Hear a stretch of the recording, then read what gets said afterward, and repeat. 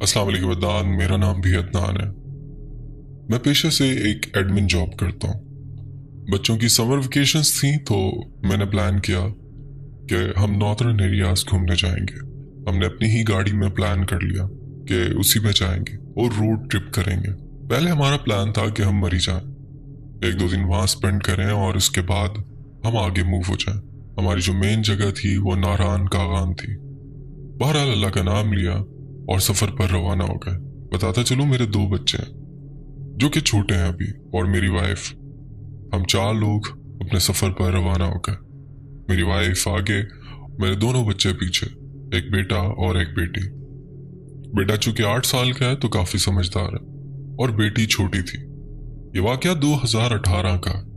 हम सफ़र पर रवाना हो गए। 1.5 से 2 घंटे की मुसाफत तय करने के बाद हम मरी पहुंच गए।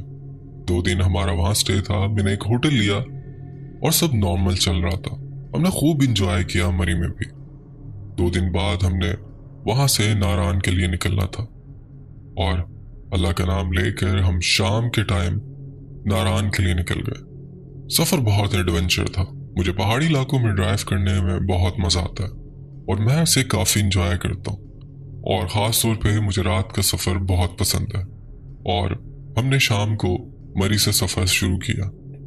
अल्लाह अल्लाह करके हम नारायण पहुंच गए। सफ़र काफ़ी लंबा था और काफ़ी एडवेंचर भी। कई घंटे गाड़ी पहाड़ों में चलती रही। जो लोग गए हैं उन्हें अंदाज़ा होगा कि वो सफ़र कितना एडवेंचर है और कितना मज़ेदार। अब तक सब सही चल रहा था। अब इसके बाद हमें नहीं पता था कि हमारे साथ क्या होने वाला है। मैं बताता चलूं कि यहाँ मैं जहाँ इस्लामाबाद में जॉब करता था, यहाँ किसी के लिंक से मुझे पता चला था कि वहाँ एक गेस्ट हाउस है। उन्होंने फ़ोन करके उसे काफ़ी मुनासिब किराए में तय कर लिया था। मुझे उस गेस्ट हाउस पे पहुंचना था। जैसे ही हम लोग नारायण पहुंचे, मैं मेन जगह पर था और मुझे वहां से एक बंदा पिक करने आया और हम लोग उस गेस्ट हाउस पर पहुंच गए। अब क्या बताऊं कि वो जगह कैसी थी। चारों तरफ जंगल था और जंगल के बीच में वो गेस्ट हाउस था। मैं अब उसका नाम नहीं लेना चाहूंगा, लेकिन वो जगह बहुत पुरस्कार थी। मतलब कि दिन में भी इंसान उस जंगल में खड़ा हो तो अंधेरा महसूस हो, दिन में भी रात का मंजर महसूस हो, और फिर रात तो रात है।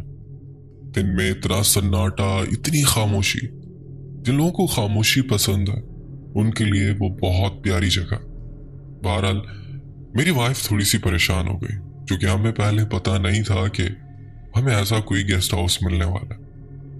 बच्चे सो रहे थे। बस हमने कहा कि जल्द से जल्द अंदर जाएं और बच्चों को सुला दें, हम भी रात आराम कर लें और सुबह उठकर घूमे फिरेंगे। बहरहाल हम लोग जब गेस्ट हाउस में गए तो वो गेस्ट हाउस बहुत बड़ा नहीं था। एक फैमिली के लिए ही उसमें जगह थी और वो बहुत लग्जरी फार्म हाउस था।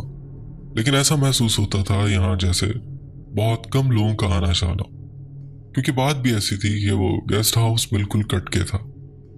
अब तक हमने बहुत इंजॉय किया था पीछे मरी में, लेकिन अभी हमें क्या पता था कि आगे हमारे साथ क्या होने वाला है, जो कि हमें शायद कभी ना भूले। बहरहाल हम उस फार्म हाउस में एंटर हुए। एक शख्स ने दरवाजा खोला जो शायद उस गेस्ट हाउस का गेट कीपर था। डील पहले ही फोन पर हो चुकी थी। ऑनर शहर में रहता था और वहीं उनसे डील हो चुकी थी, और सारा सिलसिला ऑनलाइन था, यानी कि पेमेंट भी ऑनलाइन हो चुकी थी, और बहुत मुनासिब पैसों में हमें वो फार्म हाउस मिला था। अब मैं उसकी लोकेशन समझाता चलूं। गेट से एंटर होते ही एक पार्किंग थी, और जहां पार्किंग थी उसके सामने से फार्म हाउस शुरू होता था। रूम्स में एंटर होते ही फर्स्ट पे पहले हॉल था और लेफ्ट साइड पे 2 बेडरूम बने हुए थे, और राइट साइड पे एक बड़ा सा किचन, और बिल्कुल हॉल में ही वो टीवी लॉन्च कह लें या सिटिंग एरिया कह लें, बहुत बड़ा था। बहुत खूबसूरत था अंदर से, लेकिन उसके बाहर सहन में खड़े हो तो आपको आसपास बड़े बड़े दरख्त और घना जंगल दिखाई दे। बहुत घनी घास थी उसके सहन में, और कुछ झूले भी लगे हुए थे बच्चों के लिए। बहरहाल हम लोग अपनी गाड़ियों पार्क करते हैं और चौकीदार हमारे लिए डोर ओपन करता है। हम लोग अंदर जाते हैं, सामान वगैरह रखते हैं, और उसके बाद हम फ्रेश होकर अपने बेडरूम में लेट जाते हैं। यहाँ बताता चलूं, कि जहाँ से गाड़ी एंटर हुई थी वो जगह ढलवान पर थी और जो रूम्स वाली साइड थी उसके पीछे ऊंचाई थी, यानी कि वहां से पहाड़ की हाइट थी। यानी कि अगर पीछे पहाड़ पर कोई खड़ा है तो छलांग मार के भी इस गेस्ट हाउस की छत पर आ सकता था। लेकिन पीछे एक गैलरी थी जो पहाड़ काट कर बनाई हुई थी। रात में उस फार्म हाउस के चारों तरफ का मंजर ऐसा था कि ना पूछे, न बनता न बंदे की जात। सिर्फ इस जंगल में जो कीड़ों की आवाज आती है वो मुसलसल आ रही थी, लेकिन ठंड भी बहुत बढ़ रही थी। हम लोग अंदर गए, फ्रेश हुए और उसके बाद हम लोग आराम के लिए लेट गए। थोड़ी देर में हमें नींद आ गई और सुबह हमें जल्दी उठना था क्योंकि सुबह से ही हमने घूमने निकल जाना था। हमें जगह एक्सप्लोर करनी थी, एंजॉय करना था। तो हम लोग सो गए। सुबह उठे और जो हमारा प्लान था वैसे ही हम लोगों ने खूब इंजॉय किया, घूमे फिरे और शाम को हम वापस उसी गेस्ट हाउस पर आ गए। या बताता चलूं कि मुझे अभी भी रास्ता याद नहीं था।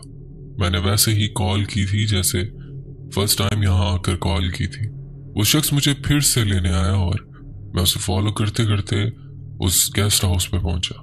बहुत अजीब था कि आबादी से बिल्कुल कटकर वो जगह थी। बहुत डरावनी जगह थी।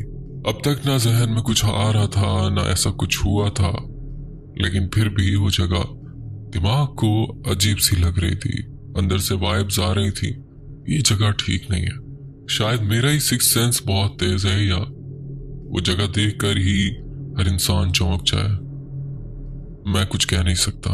हम लोग खाना अपने साथ ही ले आए थे कि आराम से गेस्ट हाउस में अपने रूम में बैठकर इसे एंजॉय करेंगे। बच्चों के साथ खाना वाना खाया और इसके बाद थोड़ा बच्चों के साथ खेला। बच्चे भी थकावट से निढाल थे। थोड़ी देर में मेरी पूरी फैमिली सो गई विद मेरी वाइफ। सिर्फ मैं ही जाग रहा था। मैं उठकर सिटिंग एरिया में आ गया। उसके बाद मैं उस गेस्ट हाउस का जायजा लेने लगा। दूसरे रूम में गया, उसकी विंडो ओपन की।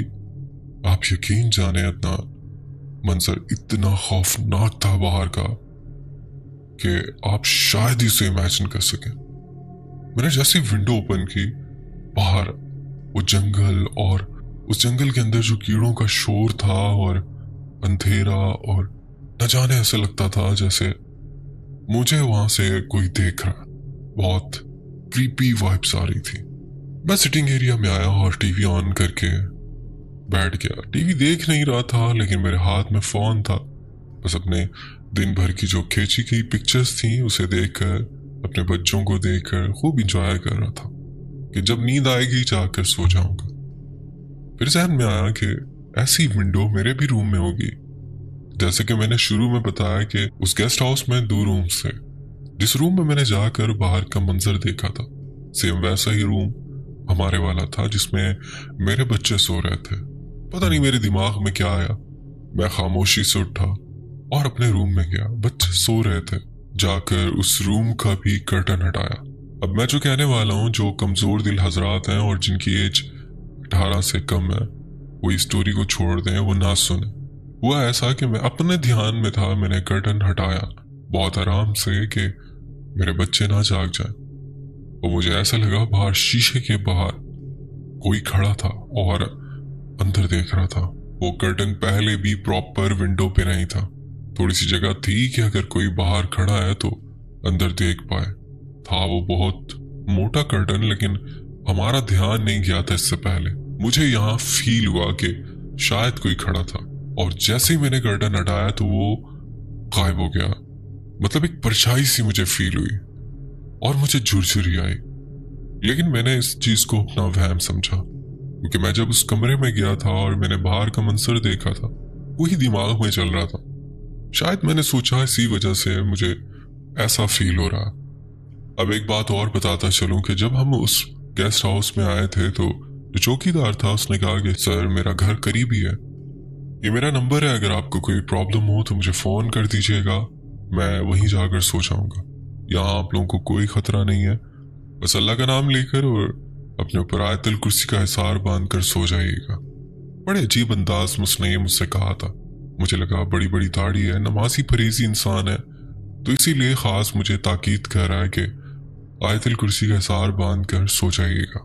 मुझे नहीं पता था क्या आगे जो हमारे साथ होने जा रहा था, शायद इसी वजह से उसने मुझे ये बात कही थी।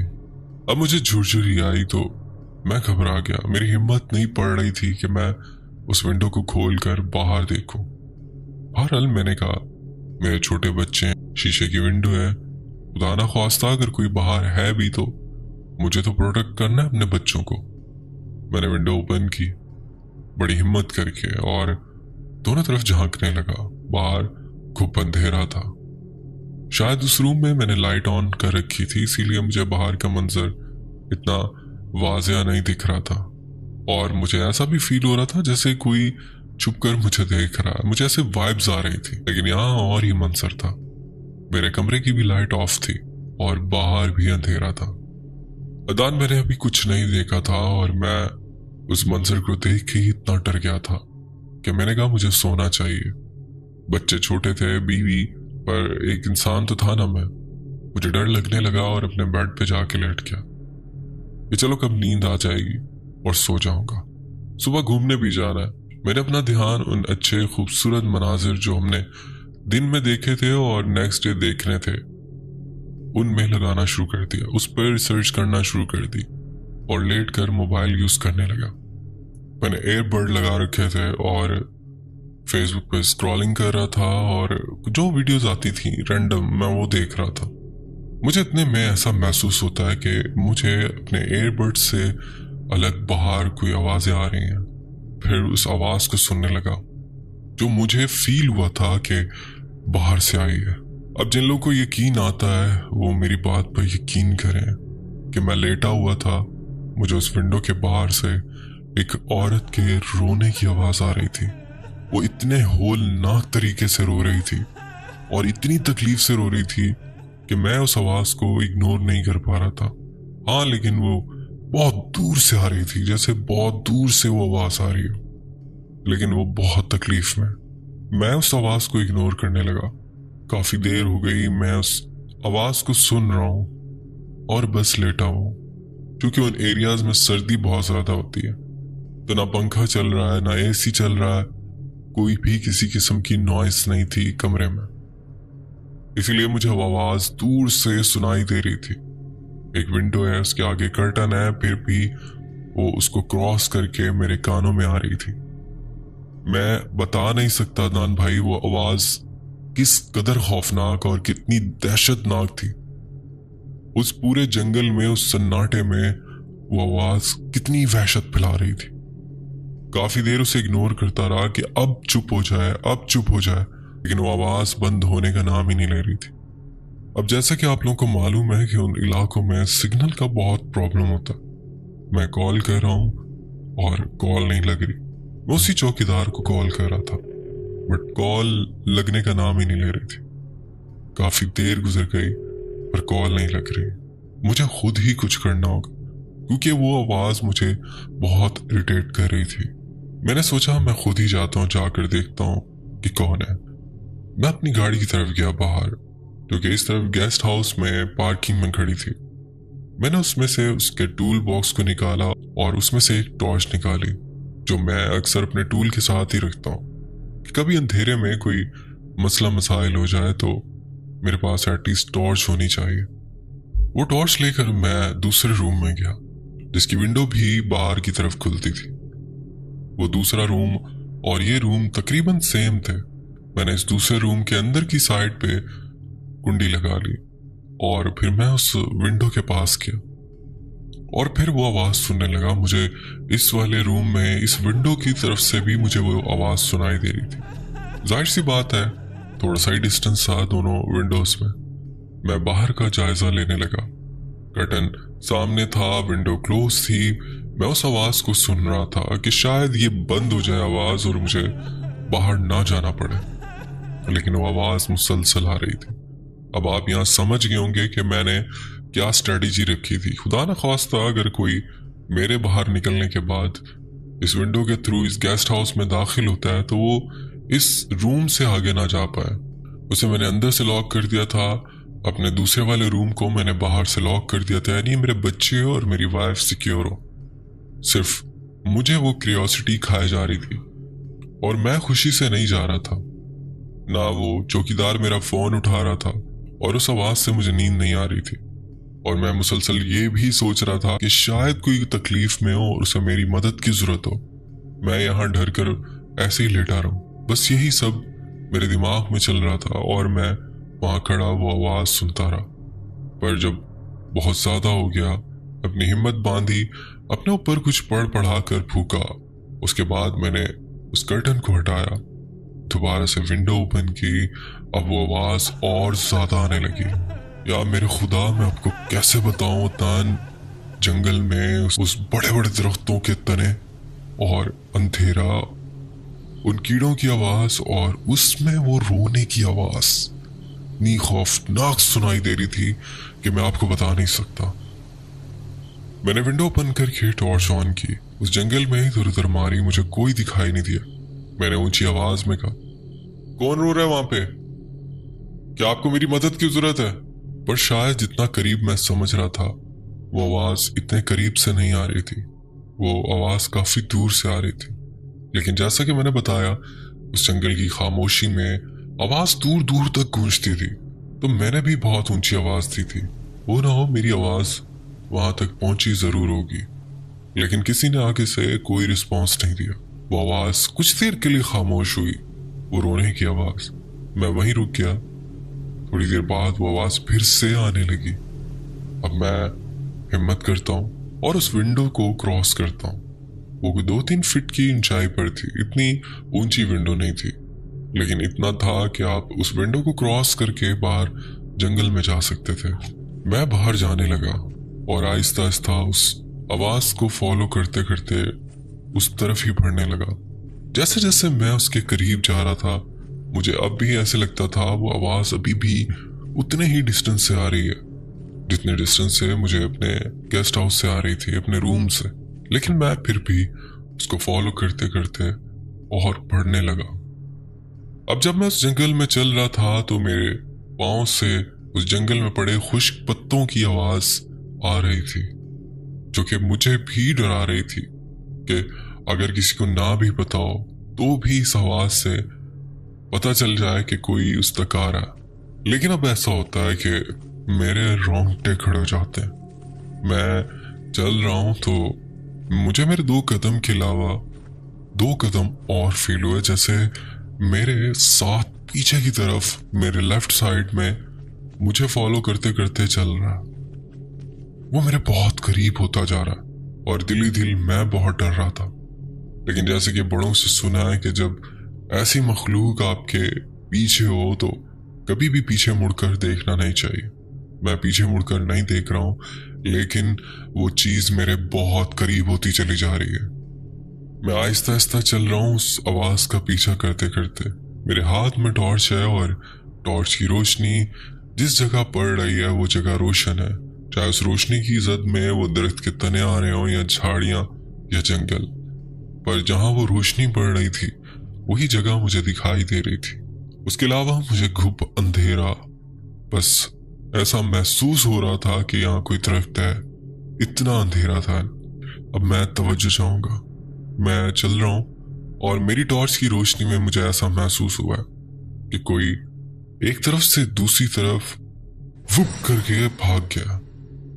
मुझे बस उसका शैडो नजर आया थोड़ा सा, लेकिन मैं 110% श्योर हूं कि मैंने अपनी रोशनी में किसी को इधर से उधर जाते देखा। कभी ऐसी सिचुएशन हुई हो कि डर के मारे आपको ठंडे पसीने आने लग जाए, घबराहट होने लग जाए और आपको लगे कि मैं अभी मर जाऊंगा? ये वो सिचुएशन थी। जिंदगी में पहली दफा मैं इतना डर चुका था। मैंने शायद यहां आकर गलती कर दी थी। मुझे अभी भी वो रोने की आवाज आ रही थी। आहिस्ता आहिस्ता मैं उस आवाज के बहुत करीब होता जा रहा था। फिर थोड़ा सा दूर जाकर मुझे ऐसा महसूस हुआ कि सामने एक दरख्त है जिसका बहुत चौड़ा तना है और उस तने के पीछे वो औरत बैठी जो रो रही है।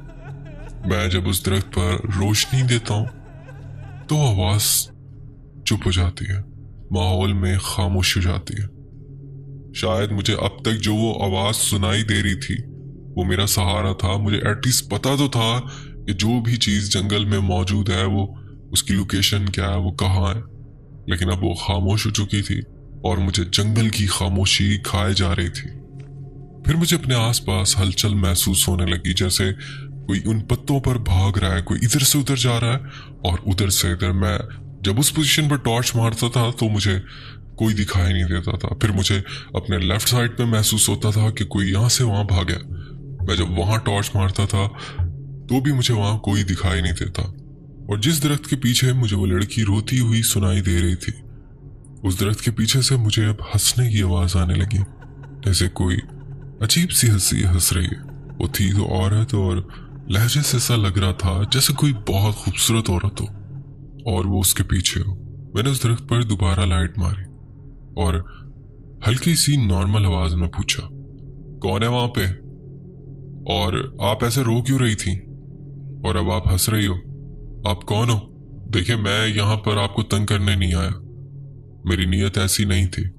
मेरी नीयत थी कि अगर आप तकलीफ में हैं और मेरी हेल्प चाहिए तो मैं आपकी हेल्प कर सकूं, लेकिन आप मुझे डरा रही हैं। आप जो भी हैं सामने आ, मैं बात करना चाहता हूं। मेरे ये बोलते ही मुझे फिर से हंसी की आवाज सुनाई दी। अब जो मैं कहने जा रहा हूं, कोई कमजोर दिल है और जिसे डर लग रहा है वो अभी स्टोरी को ना सुने, दिन में सुन ले। वो ऐसा कि मुसलसल मेरी टॉर्च की रोशनी उस तने पर थी, यानी कि उस दरख्त के तने पर। उसके पीछे से ही वो आवाज आ रही थी। जब मैंने ये बात मुकम्मल की तो जैसे किसी के बाल मुझे दिखाई दिए और उसने जोर का कहका मारा। वो कहका इतना खौफनाक था जैसे उसने मुझे झांक कर देखा दरख्त के पीछे से। मेरे पैर इतने भारी हो गए थे, ना मुझसे पीछे भागा जा रहा था और ना वहां से हिला जा रहा था। मैं अपने खौफ की कैफियत बयान नहीं कर सकता। इतने में मुझे गेस्ट हाउस से अपनी बीवी की चीख सुनाई दी, मेरे बच्चों की चीख सुनाई दी। मेरे बच्चे और मेरी वाइफ उधर पीछे गेस्ट हाउस में चीखें मार रहे थे। इधर मेरे साथ ये मंजर था और उधर मेरे बच्चों के चीखने की आवाज आने लगी। मैं उल्टे पांव वहां से दौड़ने लगा। औलाद तो औलाद होती है, इंसान कितना भी डर में हो, कितनी अजियत में हो, कितनी तकलीफ में हो, औलाद की तकलीफ के आगे अपनी तकलीफ, डर सब खत्म हो जाता है। मैं वापस गेस्ट हाउस की तरफ भागने लगा। इतना तेज दौड़ा कि मैं आपको बता नहीं सकता। भागते भागते मैं गेस्ट हाउस के पास पहुंचा। अंदर से मुझे अपने बच्चों के चीखने की आवाज आ रही थी। अब मेरी बीवी खामोश हो चुकी थी, उसकी चीख की आवाज सुनाई नहीं दे रही थी। बहरहाल ये चीज मैंने बाद में नोटिस की। फिलहाल मैं उस रूम से एंटर हुआ जहां से मैं बाहर निकला था। मैंने जाकर अपने उस रूम का डोर ओपन किया और दूसरी तरफ से अपने रूम का, जहां मेरे बच्चे थे, उसका डोर ओपन किया। अब जो मंजर मैं बताने जा रहा हूँ ये शायद आप लोग यकीन ना करें। मैंने देखा मेरी वाइफ अपने बेडरूम में उल्टी कलाबाजियां खा रही है। जिस औरत ने 6 साल मेरे साथ गुजार दिए थे, मैंने अपनी इस 6 साल की लाइफ में कभी उसे कोई जगह भी फलांगते हुए नहीं देखा। उसमें भी उसने मेरी हेल्प मांगी और तभी उसने कोई जगह भी फलांगी है।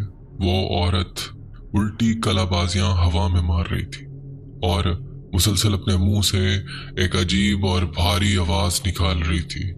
मैंने उसे पकड़ने की कोशिश की। मेरे बच्चे चीख रहे थे, शोर मचा रहे थे, पर वो कुछ बोले जा रही थी, बुड़बुड़ाए जा रही थी और मेरे काबू नहीं आ रही थी। मैंने ऊंची आवाज में आयतल कुर्सी पढ़ना शुरू कर दी। बार बार आयतल कुर्सी पढ़ने पर मेरी वाइफ पुरसुकून हुई और नीचे फर्श पर कारपेट पर ही बैठ गई। उसका चेहरा उस तरफ था, मेरी उससे बात करने की भी हिम्मत नहीं पड़ रही थी। मैंने अपनी वाइफ का नाम लेकर उसे मुखातिब किया, पर वो मुझे कोई जवाब नहीं दे रही थी। शायद उसके अंदर कोई और ही मखलूक बस चुकी थी। मैंने उसका चेहरा देखने की कोशिश की जो कि बालों में ढका हुआ था। आप यकीन जाने मेरी वाइफ का चेहरा इतना बेरोनक हो चुका था, इतना काला कि मैं आपको बता नहीं सकता। मैं मुसलसल आयतल कुर्सी पढ़ता रहा। हिम्मत करके मैंने उसका हाथ पकड़ा और वो आहिस्ता आहिस्ता निढाल हो गई। तकरीबन 15-20 मिनट वो बेहोश रही। उसके बाद जब वो होश में आई तो उसे कुछ भी याद नहीं था और इसी दौरान मैं उसी चौकीदार को कॉल मिलाने की कोशिश कर रहा था, पर उसे कॉल नहीं लग रही थी। फिर जिस रेफरेंस से मुझे वो गेस्ट हाउस मिला था, मैंने उस चैनल को फोन किया। उसने उसके ऑनर को फ़ोन किया और पूरा माजरा बयान किया। उन्होंने कहा ठीक है, आप लोग एक काम करें, आप लोग वहाँ से निकल जाएं, लेकिन मेन डोर को लॉक कर दीजिएगा। अब सीन ये था कि कीज़ भी हमारे पास थी और लॉक भी हमारे पास था, लेकिन ये बात ऑनर को भी पता थी। ऑनर ने कहा कि आप निकल जाएं, कोई बात नहीं। हमने फटाफट सारा सामान गाड़ी में डाला, अपनी वाइफ को मैंने आगे बिठा लिया और बच्चे पीछे थे। मेरे बच्चे बहुत डरे हुए थे। उसके बाद मैंने गाड़ी वहां से निकाली और फिर हम उस आबादी वाली जगह आए और रौनक वाली जगह पर हमने एक होटल लिया। बाकी की रात हमने वहां काटी। मेरी वाइफ की तबीयत ठीक नहीं थी, तो इसीलिए मैं वापसी का सफ़र नहीं कर पा रहा था। मेरा प्लान तो यही था कि अब घर वापसी के लिए निकला जाए, लेकिन मेरी वाइफ की हालत बज़ाहिर मुझे सही नहीं लग रही कि वो सफ़र कर पाएगी। बहरहाल मैंने इंतज़ार किया कि जब मेरी वाइफ की तबीयत कुछ स्टेबल हो तो मैं यहाँ से निकलूँ। इसी असना में शाम हो गई। मैंने अपनी वाइफ से कहा, क्या तुम सफ़र कर सकती हो? उसने कहा हाँ, मैं सफ़र कर सकती हूँ। मैं ये स्टोरी बहुत शॉर्ट में बता रहा हूँ। उस पूरे दिन में 2-3 दफ़ा कुछ उसका बिहेवियर मुझे चेंज लगा, लेकिन मैंने बच्चों को दूर किया हुआ था और मैंने उन बच्चों को फील नहीं होने दिया। उसे खुद भी इस चीज़ का नहीं पता चलता था। बट शाम होने के बाद मैंने कहा कि मुझे यहाँ से निकलना चाहिए। मैंने वाइफ से पूछा कि तुम चलने के लिए तैयार हो? उसने भी मुझे ओके कहा और मैंने सारा सामान अपनी गाड़ी में लिया, चेकआउट किया और अपनी फैमिली को गाड़ी में बिठाया और सफ़र पर रवाना हो गया, क्योंकि मैं अब इस जगह पर और रुकना नहीं चाहता था। मैंने वहाँ से गाड़ी चला दी। ये स्टोरी अभी यहाँ ख़त्म नहीं होती। कोई था जो हमें रोकना चाहता था, हमें उस जगह से निकलने नहीं देना चाहता था। मैंने अपनी फैमिली को गाड़ी में बिठा रखा था और सफ़र पर चल पड़ा। काली रात थी और चारों तरफ जंगल, पहाड़ और बीच में मेरी गाड़ी चलती चली जा रही है। इससे पहले मैं ऐसे सफ़र एंजॉय करता था, लेकिन चूंकि ये सब होने के बाद मेरे जहन में यही सब चीज़ें चल रही थी, तो मुझे बहुत डर सा लग रहा था। मेरे बच्चे भी बहुत घबराए हुए थे। रास्ते में मैं अपनी वाइफ से बहाने बहाने से बात कर रहा था और वो मुझे बिल्कुल नॉर्मल जवाब दे रही थी। उसने मुझे ये तक कहा कि मुझे कॉफ़ी पीनी है, कोई ऐसी जगह देखना, कोई ढाबा नुमा, कोई ऐसी जगह जहाँ हमें कॉफ़ी या चाय मिल जाए। ठंड बहुत ज़्यादा है। मैंने ऐसे ही किया। मैंने एक होटल के सामने गाड़ी रोकी जो रास्ते में मुझे मिल गया था। मैंने गाड़ी रोककर वहाँ चाय बनवाई, कड़क सी चाय, क्योंकि मुझे आगे लंबा सफ़र करना था। और उसके बाद मेरे और मेरी वाइफ ने चाय पी। सब नॉर्मल चल रहा था। अब आप इत्तेफाक देखें कि मेरी वाइफ, बच्चे बाहर गाड़ी में बैठे चाय पी रहे थे और मैं सिगरेट के बहाने उस होटल के अंदर ही खड़ा रहा। मैंने कहा कि मेरी वाइफ चाय पी ली है तो मैं उसके बाद पेमेंट करके डायरेक्ट फिर गाड़ी में ही बैठूंगा। अब उस जगह पर कुछ ऐसा था कि झुमघट्टा सा लगा हुआ था। 8-10 लोग एक सूफी साहब के चारों तरफ इकट्ठे थे। उनका चेहरा बहुत नूरानी था। वो एक साहिब इल्म थे और लोग उनसे दम करवा रहे थे। मैं चाय के सिप ले रहा था, साथ साथ सिगरेट पी रहा था और उन लोगों को देख रहा था कि वो कितनी आजिज़ी से उन साहिब इल्म से बात कर रहे हैं। और वो साहिब इल्म जो कि बहुत ही डाउन टू अर्थ थे, इतनी तमीज़, इतना इखलाक कि बस मैं क्या बताऊं। लेकिन वो दम कर रहे थे कि एकदम से उन्होंने खड़े होकर बाहर की तरफ देखना शुरू कर दिया। बाहर सिवाय मेरी गाड़ी के और कुछ नहीं था। वो साहिब इल्म बाहर गाड़ी की तरफ देखने लगे और फिर अपनी जगह पर बैठ गए।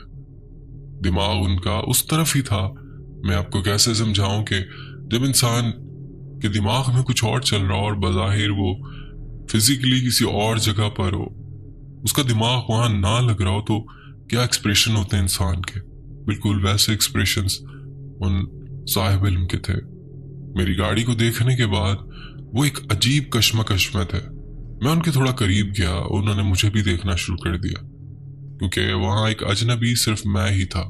रात थी और मेरी ही गाड़ी ढाबे के बाहर खड़ी थी। मुझे क्यूरियोसिटी होने लगी, ये ऐसे क्यों चौंके। मैं थोड़ा करीब जाने लगा। वो आंखों ही आंखों में जैसे मुझसे कुछ कहना चाह रहे हो। मुझसे रहा ना गया और मैं उन साहिब इल्म के पास चला गया। बड़े तरीके से उन्हें सलाम किया और कहा कि जनाब, आप परेशान से लगे हैं मुझे, और आपने एकदम चौंक कर मेरी गाड़ी की तरफ देखा। आप क्या मुझे कुछ बता सकते हैं कि आप ऐसे क्यों देख रहे थे मेरी गाड़ी की तरफ? वो अपनी जगह से उठे और उन्होंने कहा कि ये गाड़ी आपकी है।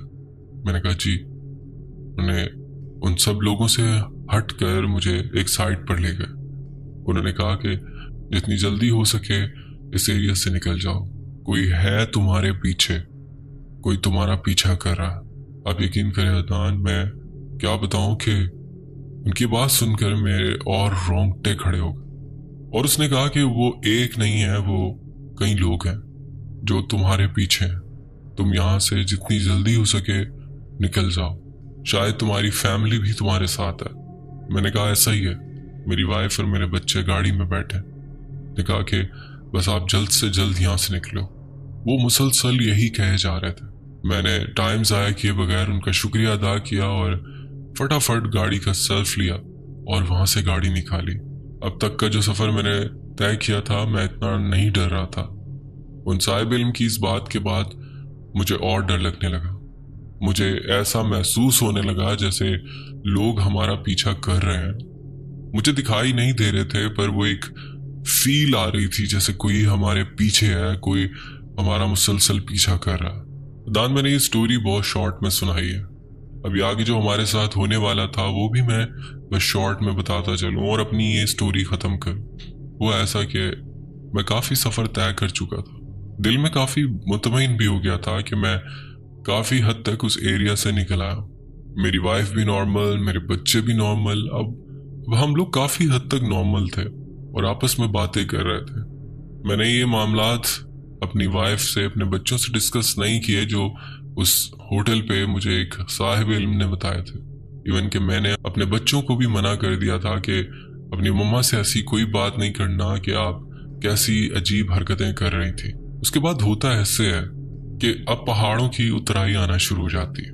मैं बहुत तरीके से गाड़ी पहाड़ों से उतार रहा होता हूँ। अब अगर आप ड्राइवर हैं और आप ऐसे पहाड़ी एरियाज में ड्राइव कर चुके हैं तो आपको अंदाज़ा होगा कि गाड़ी को चढ़ाना तो इतना मुश्किल नहीं है जितना उतराई में उसको टेक्निकली गाड़ी को नीचे उतारना कितना मुश्किल है। उसमें इंसान को बहुत अलर्ट रहना पड़ता है। पहले दूसरे गियर में गाड़ी रख के हल्की हल्की ब्रेक देनी होती है। ज़्यादा ब्रेक भी दी तो दोनों तरफ खाइयां भी हैं। अब चूंकि मुझे इन टेक्निकल चीज़ों का मालूम था, गाड़ी चलती रही। अब मैं पहाड़ों की उतराई उतर रहा था कि मुझे हल्की सी चमड़े की स्मेल आने लगी, जैसे कोई रबड़ या चमड़ा टाइप कुछ जल रहा है। मुझे ऐसा महसूस हुआ जैसे मेरे गाड़ी के ब्रेक पैड घिस रहे हैं और उसी से स्मेल पैदा हो रही है।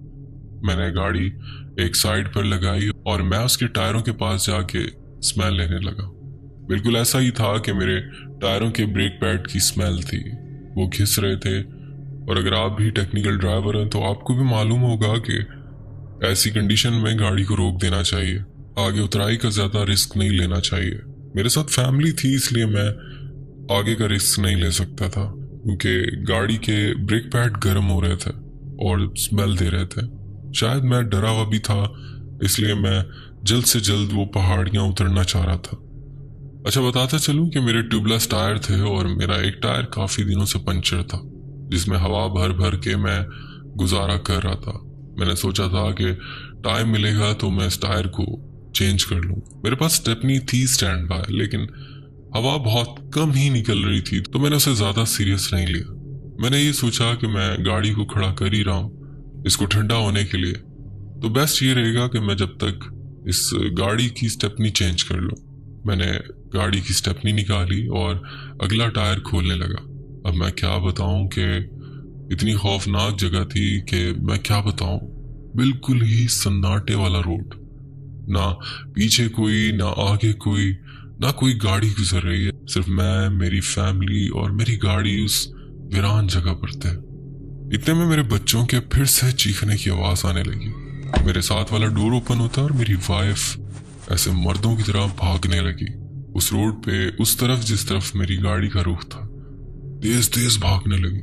मैं नाम लेकर पुकारने लगा, पर वो मेरी बात नहीं सुन रही थी। शायद वो आ गया था, वो फिर इस पे हावी हो गया था। पीछे साहिब इल्म ने कहा था कि जितनी जल्दी हो सके इस जगह से निकल जाओ। मुझे क्या पता था इतनी दूर आने के बाद भी उस पे हावी हो गया था। मुझे कुछ समझ नहीं आ रही थी मैं क्या करूं। मैं उसके पीछे दौड़ने लगा। पीछे बच्चे चीख रहे हैं, आगे मेरी वाइफ भाग रही है, न जाने वो कहाँ चली जाएगी, वो उसे कहाँ ले जाएंगे। पीछे बच्चों का भी डर था। मैं उसके पीछे भागने लगा जब तक मेरी गाड़ी मेरी नजरों के सामने। मैंने यही सोचा था, मैं तब तक उसके पीछे भागूंगा। भागता रहा। बिलाखिर वो पहाड़ से उस जंगल की तरफ भागने लगी। अदनान वो इतने बड़े बड़े कदम ले रही थी कि मैं क्या बताऊं। वो मेरी वाइफ नहीं थी, उसके अंदर कुछ था अदनान, कंफर्म था। एक तरफ मेरा दिल फटा जाए अपने बच्चों के लिए, एक तरफ मेरा दिल फटा जाए अपनी वाइफ के लिए, जिससे मैं बहुत मोहब्बत करता था। और अब उसमें कोई था। मेरे दिमाग ने काम किया। ना कोई ये प्लानिंग थी, ना ऐसा मैंने सुना था, बट बस दिमाग में आया और मैंने वो काम कर किया मैंने ऐसे कि जिस तरफ मेरी वाइफ भाग रही थी उस जंगल की तरफ, अब चूंकि अगर मैं वहां से नीचे उतरता तो मेरी गाड़ी मेरी नजरों के सामने से उछल हो जाती, जिसमें बच्चे थे और जो बहुत बुरी तरह डर रहे थे, छोटे छोटे बच्चे। मैंने उस जंगल की तरफ मुंह किया, अपने कानों पे हाथ रखा और ऊंची ऊंची अजान देना शुरू हो गया। मेरी अजान की आवाज उस जंगल में गूंजने लगी और आप यकीन जानो, ऐसे लगा जैसे बहुत ज्यादा लोग थे और वो मेरी अजान की आवाज सुनकर बहुत ज्यादा बेचैन हो गए। मुझे मेरी वाइफ की नीचे से चीखने की आवाजें आने लगी। कभी मुझे मेरी वाइफ की अपनी आवाज, जो उसकी अपनी आवाज थी, उसमें उसकी चीखने की आवाज आती, और कभी भारी आवाज में जैसे उसके अंदर से कोई चीख रहा हो, ऐसी आवाज आने लगी। और इतने में तेज बारिश शुरू हो गई, आसमान पर बिजली चमकना शुरू हो गई। इतना खौफ के एक आम इंसान शायद इसे ना बर्दाश्त कर पाता। मुझे अगर जिंदा रखा तो मेरे बच्चों की मोहब्बत ने और मेरी बीवी की मोहब्बत ने, बस मेरे अल्लाह ताला ने मुझ में हिम्मत डाल दी। न जाने मुझ में इतनी हिम्मत कहाँ से आ गई थी। बहरहाल मैं अजान देता रहा और थोड़ी देर बाद मुझे नीचे से मेरी वाइफ के मेरा नाम लेकर आवाज आने लगी। वो मुझे पुकारने लगी। वो अपनी नॉर्मल आवाज में मुझे पुकार रही थी, ऊंचा ऊंचा, जैसे डरी हुई भी थी। मैं दौड़ता हुआ नीचे की तरफ भागने लगा। मैंने अपने मोबाइल की टॉर्च ऑन कर ली थी। जिस तरफ से मुझे अपनी वाइफ की आवाज आ रही थी मैं उसी तरफ भागने लगा। मैं भी उसे ऊंची ऊंचा आवाज दे रहा था ताकि वो मुसलसल मुझे आवाज देती रहे और मुझे सिमत का अंदाजा होता रहे। बिलाखिर मैं उस जगह पहुंचा जहां मेरी वाइफ निढाल पड़ी थी। मैंने उसे उठाया और मैंने कहा कि चलो। उसने कहा कि मैं यहाँ कैसे पहुंच गई। मैंने कहा ये मैं बाद में बताऊंगा, अभी हमें यहाँ से निकलना है। मैं बस आयतुल कुर्सी का विर्द किए जा रहा था और उसे सहारा दिया और ऊपर की तरफ वापस आया जहां मेरी गाड़ी खड़ी थी। मैं गाड़ी के पास पहुंचा तो मेरे बच्चे डर के मारे लाल पीले हो रहे थे। मैंने अपनी गाड़ी में अपनी वाइफ को बिठाया और गाड़ी लॉक कर दी।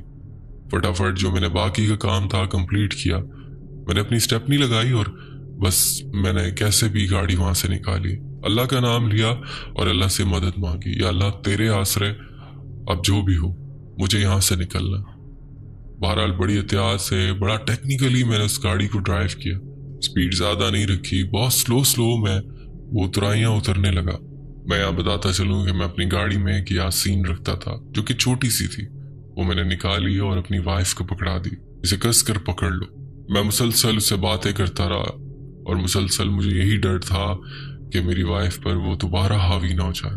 यकीन जाने जितना सफर मैंने उन पहाड़ों में काटा, मुझे मुसलसल ऐसा महसूस होता रहा जैसे कोई हमारी गाड़ी के साथ साथ भाग रहा, कोई हमारी गाड़ी के पीछे। मेरी वाइफ की एक अजीब कंडीशन थी, मैं वो शायद लफ्जों में बयान ना कर सकूं। जो उस एरिया में मेरे बच्चों ने, मैंने और मेरी वाइफ ने फेस किया, वो शायद मैं लफ्जों में बयान नहीं कर सकता। मुझे जितनी हद तक हो सका मैंने उसी तरह आपसे बयान किया। पर जो इंसान रियलिटी फेस कर रहा होता है, वो सब जो उस पर गुजर रही होती है वो वही जानता है। ये चीजें एग्जिस्ट करती हैं, इनका कुरान पाक में भी जिक्र है, हम कभी भी इसे झुटला नहीं सकते। आज भी सोचता हूँ कि शायद वो जो रोने की आवाज थी वो एक ट्रैप था जो उस मखलूक ने मेरे लिए बनाया था। मैं शायद अगर ना बाहर निकलता तो ये ऐसे मामलात ना होते। वो एक एंजॉय वाला सफर था जो हमारे लिए एक जहमत बन गया।